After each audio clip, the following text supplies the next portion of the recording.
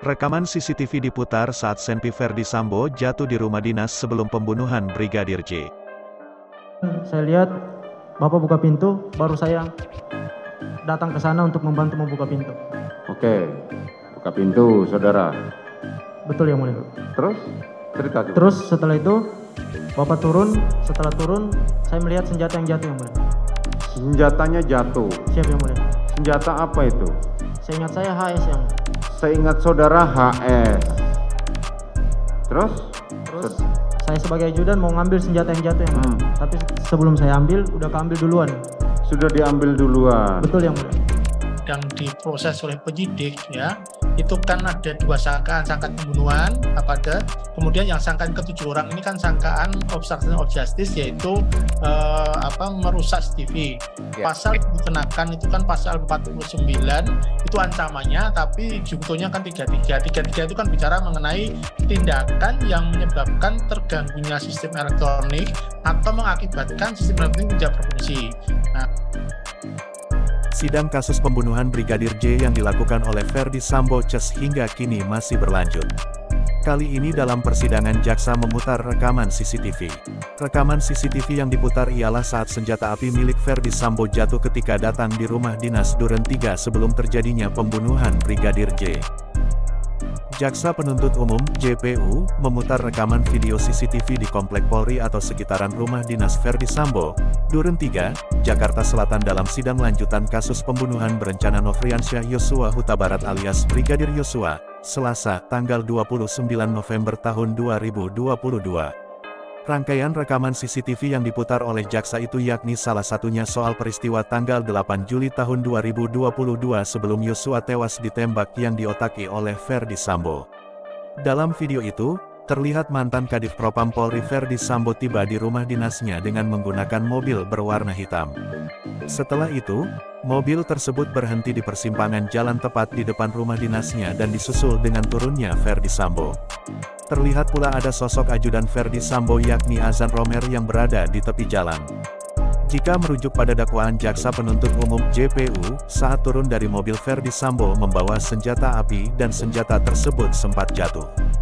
Hanya saja, dalam rekaman CCTV yang diputar, peristiwa itu tidak terlihat dengan jelas karena tertutup mobil Ferdi Sambo. Kemudian dari balik mobil, Sambo terlihat bergegas menuju rumah dinasnya dengan terlihat tangan kanannya merogoh kantong seperti memasukkan barang. Tak lama, Azan Romer ikut berlari masuk ke rumah dinas Ferdi Sambo dan disusul oleh Diryanto alias Kodir yang merupakan asisten rumah tangga Sambo. Kuasa hukum Ferdi Sambo, Arman Hanis meminta adanya bukti yang pasti soal peristiwa senjata api, Senpi, jenis HS-19 yang jatuh dari tangan kliennya saat tiba di rumah dinas di Kompleks Polri Duren 3, Jakarta Selatan sebelum insiden penembakan. Arman meminta kepada jaksa penuntut umum untuk menayangkan tayangan kamera CCTV dari penyidik untuk mengetahui secara detail peristiwa itu.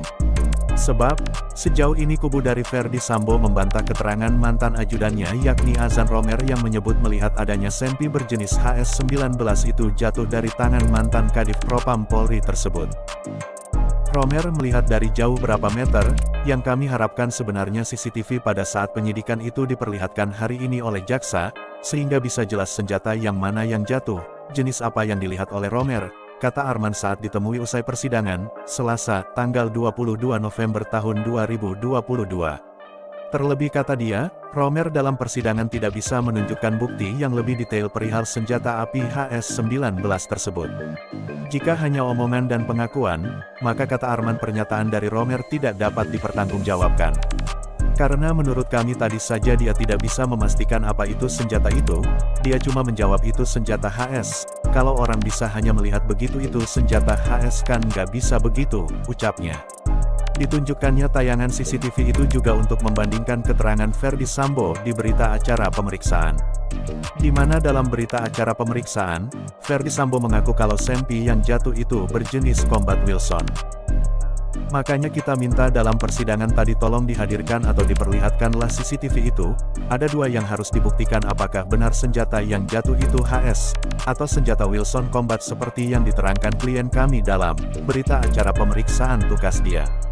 Diketahui, Nofriansyah Yosua Huta Barat alias Brigadir Yosua menjadi korban pembunuhan berencana yang diotaki Ferdi Sambo pada tanggal 8 Juli tahun 2022 lalu.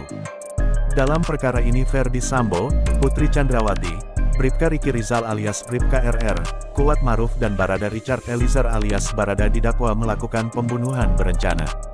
Kelima terdakwa didakwa melanggar pasal 340 subsidiar pasal 338 KUHP junto pasal 55 ayat 1 ke 1 KUHP dengan ancaman maksimal hukuman mati. Tak hanya dalam kasus pembunuhan berencana Brigadir J, khusus untuk Ferdi Sambo juga turut dijerat dalam kasus perintangan penyidikan atau obstruction of justice bersama Hendra Kurniawan, Agus Nurpatria, Cak Putranto, Irfan Widianto, Arif Rahman Arifin, dan Baikuni Wibowo. Para terdakwa disebut merusak atau menghilangkan barang bukti termasuk rekaman CCTV Komplek Polri, Duren 3. Dalam dugaan kasus obstruction of justice tersebut mereka didakwa melanggar pasal 49 junto pasal 33 subsidiar pasal 48 ayat 1 junto pasal 32 ayat 1 UIT nomor 19 tahun 2016 dan atau dakwaan kedua pasal 233 KUHP subsidiar pasal 221 ayat 1 kedua KUHP junto pasal 55 ayat 1 ke 1 KUHP.